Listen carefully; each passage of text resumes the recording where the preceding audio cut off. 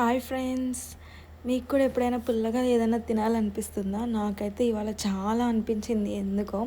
అందుకే చింతపండు పులిహోర చేయడానికి అయితే స్టార్ట్ చేశాను.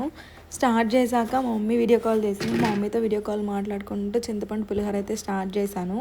ఫస్ట్గా చింతపండు అనేది కొంచెం సేపు నానబెట్టాను. నానబెట్టిన తర్వాత వాటిని బాగా పిసికి గుజ్జు అనేది సపరేట్ చేసుకున్నాను. దాంట్లో పచ్చిమిరపకాయలు వేసి బాయిల్ చేసుకున్నాను అనమాట. బాయిల్ చేసుకున్న దాన్ని కొంచెం చల్లారే వరకు పక్కన పెట్టుకున్నాను.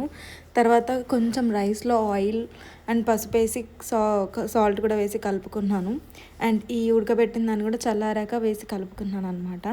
ఆ తర్వాత పోపు కోసం అయితే రెడీ చేసుకున్నాను. కొంచెం ఆయిల్ వేసుకొని దాంట్లో పల్లీలు, మినపప్పు, పచ్చెనపప్పు, ఆవాలు, జీలకర్ర, ఎండుమిరపకాయలు, కొంచెం ఇంగువ వేసుకొని వాటిని బాగా ఫ్రై చేసుకున్నాను. బాగా ఫ్రై చేసిన తర్వాత ఆ తాలింపుని రైస్లో వేసుకొని కలిపేసుకున్నాను.